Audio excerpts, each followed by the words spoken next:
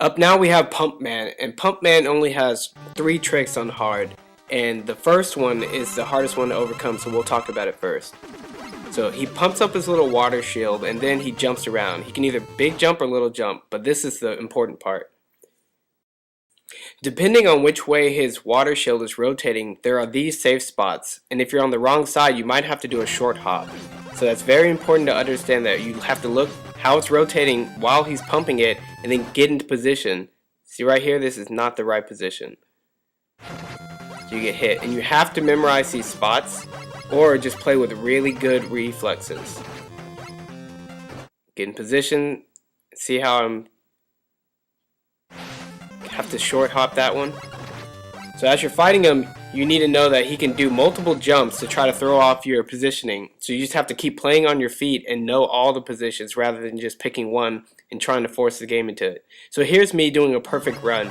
And if you don't want to do all the work memorizing the different positions, you can just hit pause right before he releases to increase your reflexes significantly. That'll allow you to see the balls as they're traveling and make a decision calmly and easily. Now if you don't want to use this kind of questionable advanced technique, just memorize all the spots like I suggested earlier. The first time I beat Pump Man on hard with just the M-Buster, I did it without using this technique, but this does make it a lot easier. And shooting through his armor is always a plus. If you walk close enough, you can shoot right through the bubble shields.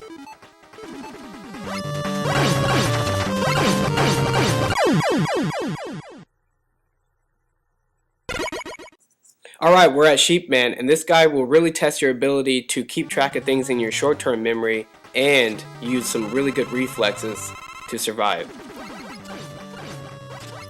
So just notice real quick that he goes up into his cloud form, splits into 4, and you don't know where he is, and then he pops out of the last one. So if you notice, the clouds always move in the order that they'll shock in, which is 1, 2, 3, 4. The first one shoots off little electric balls when it hits the ground, and the fourth one. And the fourth one always has Sheepman inside of it. And you have to know all these things in order to plan how to jump and in what order to get past tiny little traps like this. Now I think the game actually allows you to use your M-Buster and Rush and still counts for the achievement. So this is another counter strategy you can work on, which is using Rush to fly up into the sky and shoot Sheepman down. Just 3 shots and he falls. So if you can figure out which ball is his, you can stop the electricity from coming down and becoming a problem. This strategy is very difficult, so I'm just going to suggest working with just the M-Buster and no Rush.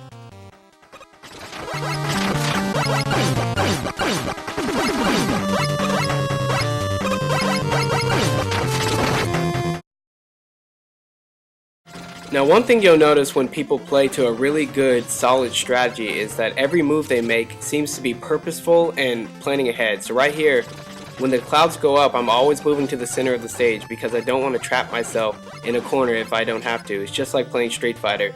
You don't want to be on the sides of the stage.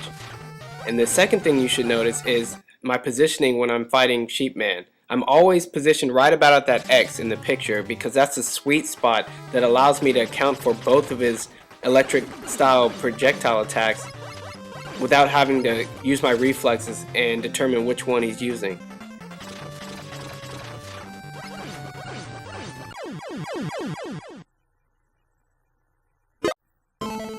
So for these final few bosses, I'm just going to tell you what my mindset is as I fight them, doing perfect runs. So right there, Shockman, I don't even know these old bosses' names exactly, but I do know that they do the same exact pattern every time. These guys do not have a lot of mix-ups, mainly because they have they're from the old school style of Mega Man boss design, and since you're fighting so many of them, it's important that they don't completely make you learn something for every single boss encounter. So the first stage is pretty easy. They all do the same pattern. It's nothing too tricky about how they spawn. But as we get further and further in this one, we get to see some pretty tricky spawn traps. So right here, Ringman, you just jump over his ring. It always goes towards you, and then he tries to rush you. You jump over it. You keep shooting him, and he falls.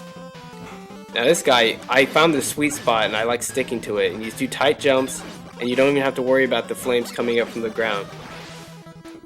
Napalm Man, you stand still, because otherwise you could run straight into him when he spawns at you and just dodge underneath his little blasts, and it's so easy. And coming up on these last guys, the first one will be Tornado Man from Mega Man 9. And since I recently played Mega Man 9, I just went back to a lot of my old strategies. Shoot them and then jump over the tornadoes that come up using your super floaty jump. And the tornadoes kind of go to where you are, so you want to move back unless you want to risk dodging through them in midair. I guess this is Slash Man, but he's really easy to figure out. What you want to do is stand still when he spawns, or he'll hit you just like Napalm Man. And these guys just have one trick each. They're very simple, but when you string all 9 of them together, this whole run becomes a little bit difficult.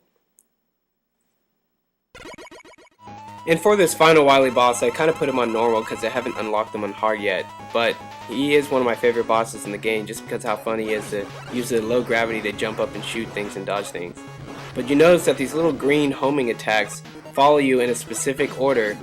So it's important not to trap yourself by leading them away and then up and down across the screen so you have a way out when they home in on one of these 2 Wilies when they appear. And they'll always pick one randomly, so you have to watch out and never guess. And here he likes to shoot the little green ball out and it likes to dance back and forth. I don't recommend trying to dodge them on the ground. You have to use that jump strategy for the best results. And then it's just about dodging these green things in mid-air and jumping preemptively, and then getting your 2 shots in whenever you can. Don't shoot Evil Wily or he'll shoot a bullet at you really fast that's kind of difficult to dodge. And after you put all these bits together, these Wilies just crumble. It's just really fun to play. And that's it.